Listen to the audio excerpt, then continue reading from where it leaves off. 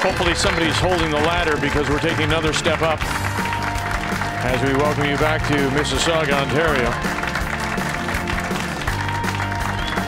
And it'll be the number 3 seed, Russell Serwetnyk from Mississauga against Douglas Yu, who we just saw take out Joanne Sanasak.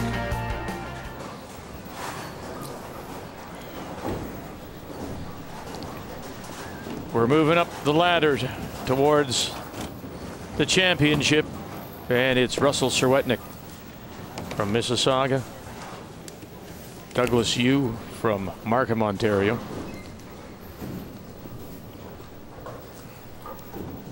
Douglas just coming off the win over Joanne Sanasak.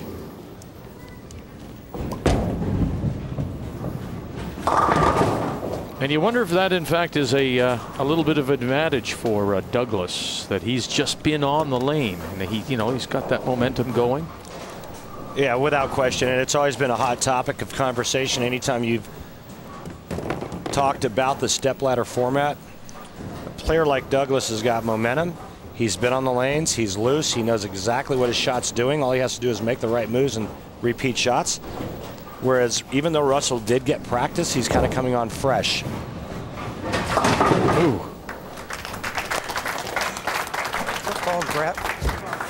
Yeah, untimely error in the 4th. Mind you, still early enough, as we've seen throughout the championship. Make them early. We always used to say the 2 best spots to be positioned in a stepladder format is number 1 or number 3.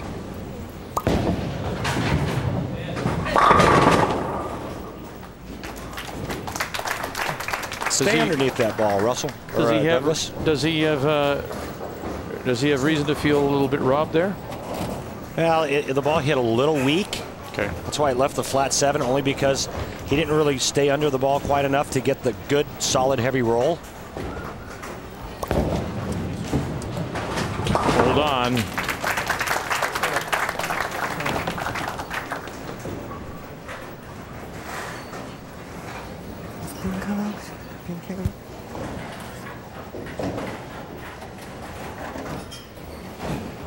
So you can see how Douglas Yu and Russell Serwetnyk both qualified by having the 2 of the 4 top non-winning scores. And it's interesting that, that game of survival, and here they are into the stepladder championship.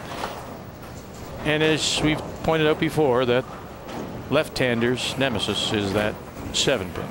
Yeah, and back-to-back for him after going 7 spare double. That last shot there looked pretty good, only to leave another weak 7.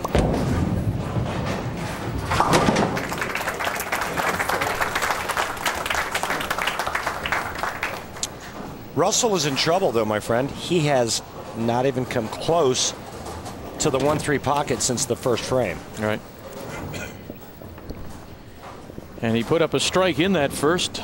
Spare 2, spare 3, open 9 count in 4. Sits at 65 as he tries to get something going. Russell Serwetnyk crosses over. And we'll leave the 6. What am I doing wrong? What is he doing wrong? Line's too tight. He's given the ball absolutely 0 room to the right. And there's no way, because there's not enough oil in the middle part of the lane to keep this ball on line. That ball is going straight up the 17th board. The pocket, the 1-3 pocket, is the 17th board. So there's no way you can hold it all the way down. No, sir. Spare in 5. So does he have to move? Does he have to move his feet right, or does he have to just throw it out a little further? Well, he could either move his feet left and leave his target where it is, which would create angle to the right, or he could leave his feet where they are and move his target right. 23 pins the difference. Both bowlers with spares up in 5.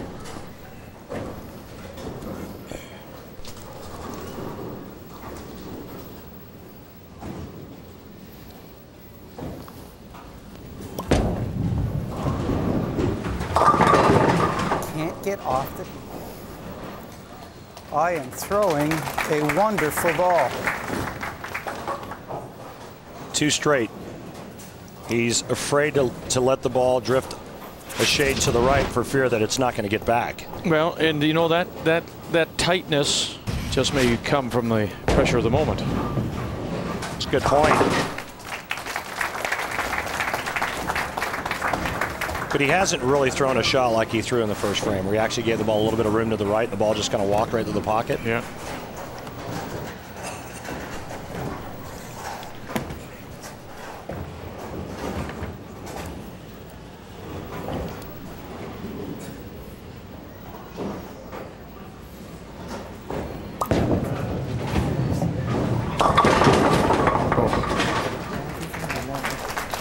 Break.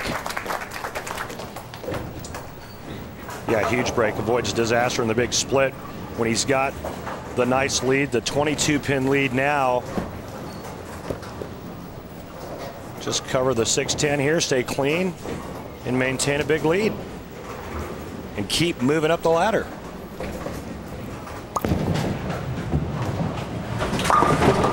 Not a big fan of that, and you know that. Throwing the hook ball at that spare. Exactly.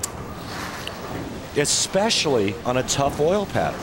When you throw the ball straight at that spare, it doesn't matter what the oil pattern is because the ball's not going to read it anyway. Right. But when you're throwing a hook ball across that many boards on a tricky oil pattern, that's playing with fire. And that's the last I'm going to say about that. Thank you, Forrest.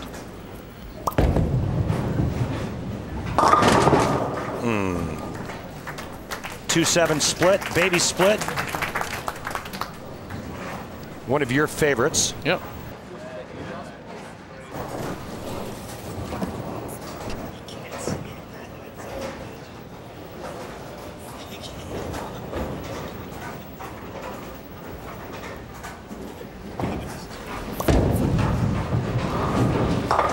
No. That's. I mean, how close is that? Pretty close. For the open. Well, watch this. I mean, he's looking for the plastic spare ball to deflect into the 7. He catches just too much of the 2-pin. All right, so a little breathing room now and a little life. Boy, is it ever. But you got to do something with it now if you're Russell Serwetnyk. You're absolutely right, sir. It's one thing to see it. Now do something with it. Hung it out there. And finally, as you suggest, got one to stay out. You called it. This one he actually gives room to the right. Remember, he was right around the 17th board. That was the 15th board, so his angle has changed and opened up a bit. And guess what? With one more strike right here in the 8th frame, he can take the lead by 1 pin for the first time in this match.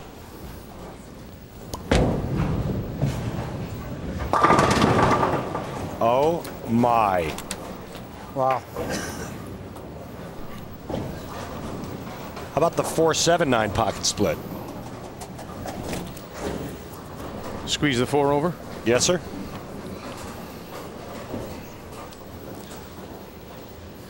It's a shame for him, obviously, because he has the strikeout. Get it over, no. And the open in 8. It's a count killer.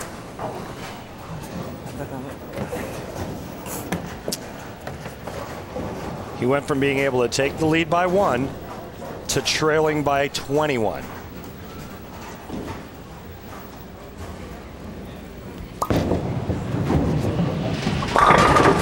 Oh, Jim, and he jumped. Really? Come on. That's wild. I promise you there will be a ball change the next time he's on the right lane. This looks pretty good, but the only way that you can leave a pocket 7-9 is by the ball massively deflecting when it gets into the pocket.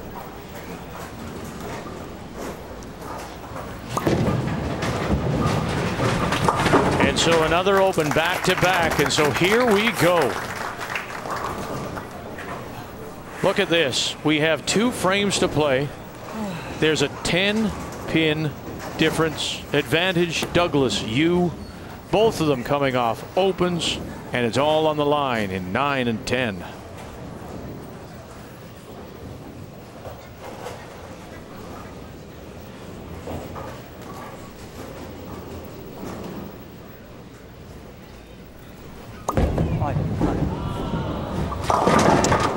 Boy, that's where did he hang it on the edge like that earlier? Was it earlier? Yes, sir. Yeah. Oh, was that? That was a spare ball in 2, I believe, wasn't it? 2 or 3? It was in the previous match where he hung it out. He got 3, but he did convert the spare. Okay. I think that's just nerves, Vic. I think that it's getting down to crunch time. He's only got a 10-pin lead, and I think that's nerves that gets him to get that ball wide to the left there and hang it out to dry. Okay.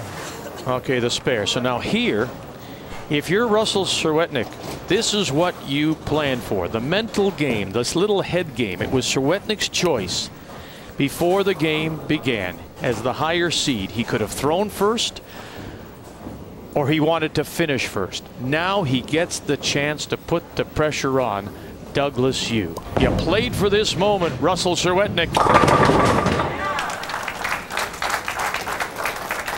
3 more strikes in the 10th frame for Russell. He'll shoot 192.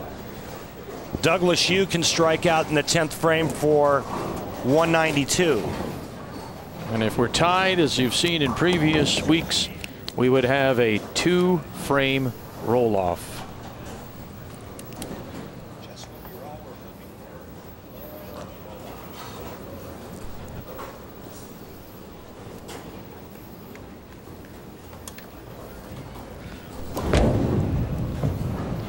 Now crossed over. Ho, ho, ho, ho. 9 at the back. Never did get a strike on the left lane. He still trails by 10. Will need some help from Douglas Yu. Never got the ball far enough to the right.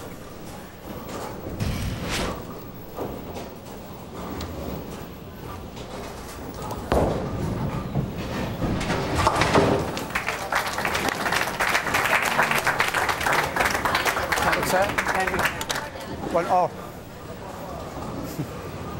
Oh, here.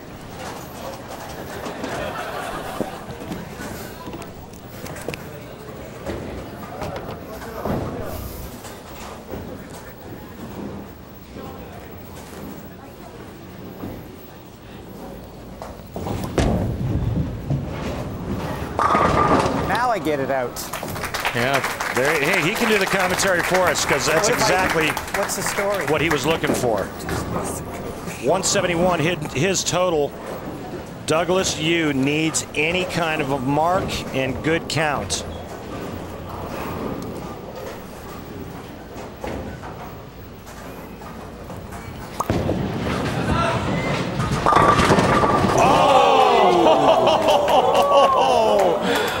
Whoa. Wow.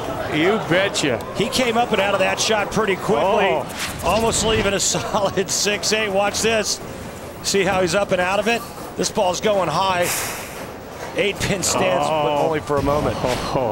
Has to make this. Absolutely. And is he throwing a hook at this? Absolutely. Live and die by the hook. Dangerous. That's scary. But he covers it. He needs 1 pin. Keep it on the lane. Throw the spare ball as hard as you can at the head pin. You don't even really have to throw it that hard. Just makes something go away. Turns around, and he'll get 9. Douglas Yu remains on Survival Island. And Douglas Yu is moving on up. He bowls a 180. And he'll take another step up the championship ladder.